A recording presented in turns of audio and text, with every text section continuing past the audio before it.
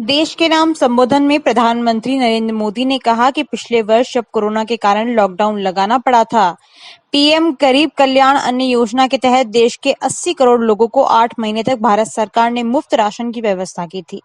मई जून तक विस्तार किया गया था। पीएम गरीब योजना को अब दीपावली तक आगे बढ़ाने का फैसला किया जाएगा। नवंबर तक भारत सरकार 80 करोड़ से अधिक देशवासियों को हर महीने तय मात्रा में मुफ्त अनाज उपलब्ध होगा। इस प्रयास का मकसद है कि मेरे किसी भी भाई बहन को भूखा न सोना पड़े। पीएम ने कहा कि विजेता आपदा आने पर उससे परेशान होकर हार नहीं मानते हैं, बल्कि उद्यम करते हैं, परिश्रम करते हैं और उस पर जीत हासिल करते हैं। कोरोना से लड़ाई में देशवासी आपसी सहयोग और दिन रात मेहनत करके तय की कि आने वाले रास्ता भी सहयोग से मजबूत होगा। हम वैक्सीन प्राप्त करने की गति बढ़ाएंगे और वैक्सीनेशन अभियान को और गति देंगे। भारत में वैक्सीनेशन की रफ्तार आज भी दुनिया में बहुत तेज है, अनेक विकसित देशों से तेज है। कोविन प्लेटफॉर्म की दुनिया में चर्चा हो रही है। 21 जून सोमवार से देश के हर राज्य में 18 वर्ष की उम्र के ऊपर के सभी नागरिकों को भारत सरकार राज्यों को मुफ्त वैक्सीन मुहैया कराएगी। 75% वैक्सीन कंपनियों से खरीदकर राज्यों को केंद्र सरकार मुहैया कराएगी। देश के सभी राज्यों को केंद्र मुफ्त वैक्सीन मुहैया कराएगी। सभी देशवासियों को भारत सरकार मुफ्त वैक्सीन उपलब्ध कराएगी। मई में 2 सप्ताह बीतते कुछ राज्य कहने लगे कि पहले वाली व्यवस्था अच्छी थी, वैक्सीन का काम राज्यों पर छोड़ा जाए, तो इसकी वकालत कर रहे थे। उनके विचार भी बदलने लगे।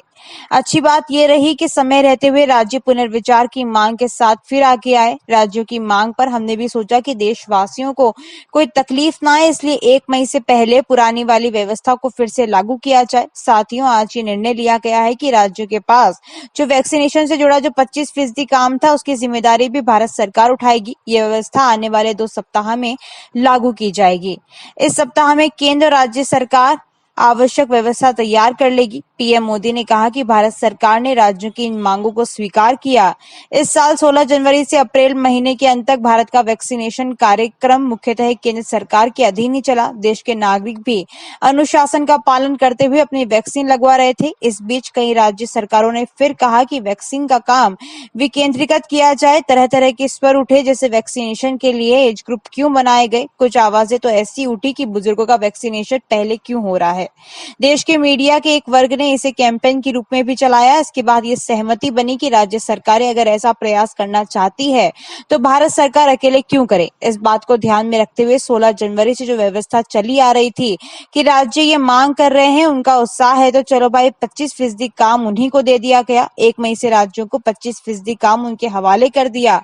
उसे पूरा करने के लिए उन्होंने अपने तरीके प्रयास किया गया। इस दौरान किस तरह की कठिनाई आती है, उन्हें इसका पता चला। देश के नाम संबोधन में मोदी ने कहा कि सब कुछ भारत सरकार ही क्यों तय कर रही है, राज्य सरकारों को लॉकडाउन की छूट क्यों नहीं मिल रही। दलील ये दी गई कि संविधान में चूंकि हेल्थ प्रमुख रूप से राज्य का विषय है, इसलिए अच्छा है कि सब राज्य ही तय करे। इस दिशा में एक शुरुआत की गई, वृहद गाइडलाइन बनाकर राज्य को दी गई ताकि राज्य अपनी सुविधा के अनुसार काम कर सके। डब्ल्यूएचओ ने वैक्सीनेशन को लेकर गाइडलाइन दी। वैज्ञानिकों ने वैक्सीनेशन को लेकर रूपरेखा रखी। डब्ल्यूएचओ के मानक के अनुसार देश में चरणबद्ध तरीके से वैक्सीनेशन करना शुरू किया। सीएम से मिले सुझाव और संसद के साथियों द्वारा मिले सुझाव का पूरा ध्यान रखा। इसके बाद तय हुआ कि जिन्हें कोरोना से ज्यादा खतरा है उन्हें प्राथमिकता दी जाएगी। हेल्थ वर्कर, 60 से ज्यादा उम्र के लोग, बीमारियों से ग्रसित 45 वर्ष से ज्यादा नागरिकों को वैक्सीन लगनी शुरू हुई। अगर कोरोना की दूसरी लहर से पहले हमारे फ्रंटलाइन वर्कर को वैक्सीन नहीं लगी तो क्या होता है, सोचिए।